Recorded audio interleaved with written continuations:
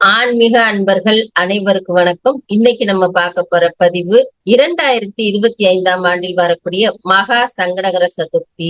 இந்த நாளில் விநாயகரை எப்படி வழிபாடு செய்யலாம், வாழ்வில் நீங்கள் எதிர்கொள்ளும் சங்கடங்கள் தீரும், விநாயகரை வழிபடுபவர்களுக்கு சந்திர தோஷமே ஏற்படாது.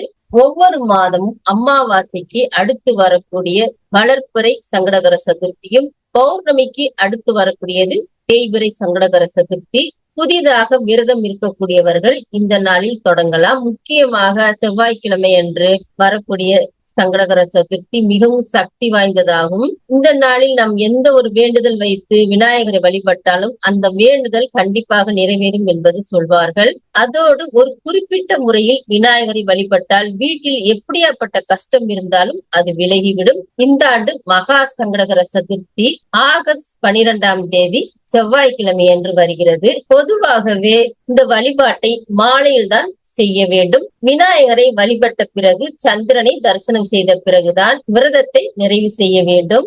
இந்த நாளில் அதிகாலையில் எழுந்து பூஜை அறையுள்ள விநாயகரை அலங்கரித்து அவருக்கு அருகம்புல் சாற்றி விளக்கேற்றி விரதத்தை ஆரம்பிக்கலாம். அன்று முழுவதும் பால் பழம் சாப்பிட்டு விரதம் இருக்கலாம். அப்படி முடியாதவர்கள் எளிமையான உணவுகளை நீங்கள் எடுத்துக்கொள்ளலாம். மாலை நேரத்தில் வீட்டில் அல்லது விநாயகர் கோவில் சென்று வழிபாட்டை மேற்கொள்ளலாம். இவருக்கு விருப்பமான சுண்டல், கொழுக்கட்டை, மோதகம், பிள்ளையார் உருண்டை நெய்வேத்தியமாக படைக்கலாம். விநாயகருக்கு நீங்கள் கொழுக்கட்டை செய்யும் போதே உங்களுடைய வேண்டுதலை மனதில் வேண்டிக் கொண்டே அந்த கொழுக்கட்டையை செய்யுங்கள். விநாயக பெருமானுக்கு கொழுக்கட்டை படைத்து பழங்கள் வைத்து அன்று மாலை 6 மணி முதல் 8 மணி வரைக்கும் பூஜை செய்யலாம். விநாயகர் அகவல் படிக்கலாம், 108 போற்றி சொல்லலாம், காயத்ரி மந்திரங்கள் சொல்லி அர்ச்சனை செய்து ஆராத்தி காட்டி வழிபாட்டை முடித்துக் கொள்ளலாம். பூஜை முடிந்ததுக்கு அப்புறமாக உங்க வீட்டு பக்கத்துல இருக்க குழந்தைகளுக்கு அந்த பிரசாதத்தை கொடுக்கலாம். வீட்டுல பூஜை செய்ய முடியாதவர்கள் அந்த கொழுக்கட்டை, சுண்டல், நீங்க எந்த நெய்வேத்தியம் செய்தீர்களோ அந்த நெய்வேத்தியத்தை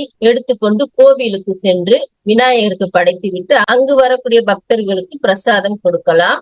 மகா சங்கடகர சதுர்த்தி நாளில் 1 ரூபாய் நாணயத்தை வீட்டில் உள்ள விநாயகர் பாதத்தில் வைத்து மனதார உங்களுடைய வேண்டுதலை சொல்லி பிரார்த்தனை செய்து கொள்ளுங்கள். உங்கள் வேண்டுதல் நிறைவேறியதும் அந்த நாணயத்தை விநாயகர் கோவில் உண்டியலில் போட்டுவிட வேண்டும். அடுத்த ஆண்டு மகா சங்கடகர சதுர்த்தி நாளுக்குள் வேண்டுதல் முழுமையாக நிறைவேறி பிரச்சனைகள் அனைத்தும் தீர்ந்து விட்டால் இதே போல் அடுத்த ஆண்டும் மகா சங்கடகர சதுர்த்தி அன்று விரதம் இருந்து வழிபடுவதாக நீங்கள் வேண்டிக் கொள்ள வேண்டும். இப்படி நீங்கள் வழிபட்டால் அடுத்து 11 நாட்களில் உங்களின் வேண்டுதல் நிறைவேற தொடங்குவதற்கான அறிகுறி தெரிய தொடங்கும். மகா சங்கடகர சதுர்த்தி தொடங்கி ஒவ்வொரு சங்கடகர சதுர்த்தியும் அன்று விரதம் இருந்து வழிபாடு செய்யலாம். அல்லது விரதம் இருக்காமலும் சிதறுகாய் தேங்காய் உடைத்து வழிபாடு செய்ய வேண்டும். மறக்காமல் இந்த ஒரு வழிபாட்டை செய்து பாருங்கள். விநாயகருக்கு 11 தேங்காய் அல்லது 9 தேங்காய் அல்லது 5 தேங்காய் மாலை அணிவித்து வழிபடுவதால்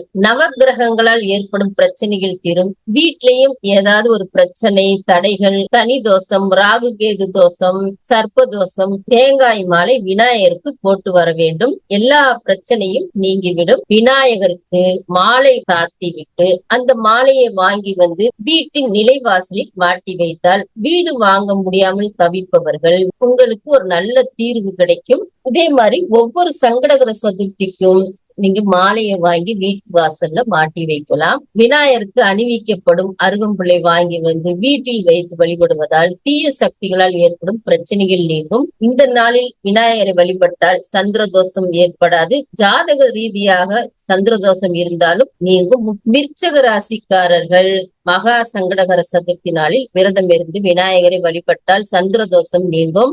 ஒரு வருடத்தில் 12 சங்கடகர சதுர்த்திகள் வரும். இவை அனைத்திலும் விரதம் இருந்து விநாயகரை வழிபட முடியாமல் போனாலும் மகா சங்கடகர சதுர்த்தி அன்று மட்டும் விரதம் இருந்து விநாயகரை மனதார வழிபட்டால் 12 சங்கடகர சதுர்த்திகளில் விரதம் இருந்த பலன் கிடைக்கும். நினைத்த காரியங்களை நடத்தி வைக்கக்கூடிய அற்புத விரதமாகும். அனைவரும் நம்ம ஆன்மீக டிவைன் சேனலை மறக்காம சப்ஸ்கிரைப் பண்ண மறந்துடாதீங்க. அனைவருக்கும் நன்றி, வணக்கம்.